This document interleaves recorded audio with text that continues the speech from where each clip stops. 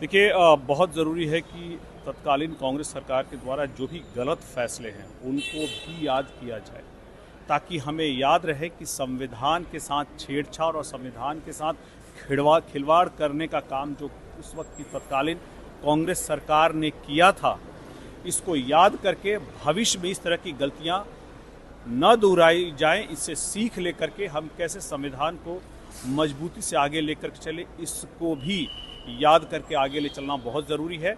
इसलिए इसको याद किया जाना भारत के संविधान के पक्ष में है, बहुजनों के इंटरेस्ट में है।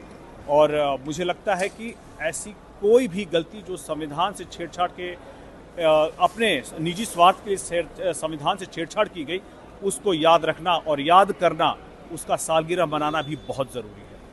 कांग्रेस ने अमेरिकी सलाहकार को लेकर सरकार की आलोचना की, इसे एक कूटनीति विफलता बताया।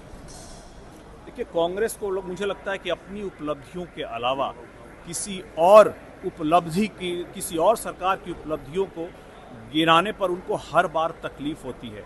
आप याद कीजिए, जब भी कांग्रेस ने एनडीए सरकार की आलोचना की है, बाहर के किसी रिपोर्ट को लेकर के ही की है, तो क्या उनका अपना खुद का आंतरिक रिसर्च कुछ नहीं कहता है? क्या भारत के अलग अलग जो संस्थाएं हैं, इंस्टीट्यूशन हैं, जो भारत के विकास के आंकड़ों को आगे लेकर के चलती हैं और सही तस्वीर पेश करती हैं, क्या उनका कोई महत्व नहीं है? क्या ये बाहर से मदद लेकर के भारत के सरकार पे हर बार अटैक करना तार्किक या उचित है? क्या बहुत ज़रूरी है कि कांग्रेस इन सब सवालों पर पहले अंदरूनी एक बार जरूर विचार विमर्श करे, सरकार पर हमला करने से पहले। संसदीय समिति की बैठक में ये पूछा गया है कि न्यायमूर्ति के घर से जस्टिस वर्मा के घर से जो बेहिसाब पैसे मिले हैं, उस पर एफआईआर दर्ज क्यों नहीं? देखिए, ये चूँकि न्यायालय से जुड़ा हुआ मुद्दा है और इस चीज़ की पूरी खबर मेरे पास है नहीं।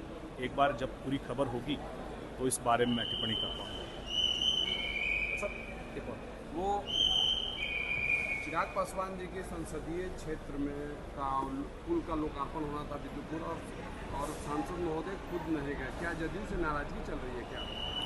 नहीं, ऐसी कोई नाराजगी नहीं है। देखिए, भारत सरकार के मंत्री होने के नाते उनके पास अलग अलग दायित्व हैं और मुझे लगता है कि उन्हीं दायित्वों को पूरा करने में या तो समय नहीं निकल पाया होगा या समय बहुत कम मिला होगा, जिसके कारण नहीं आ पाए।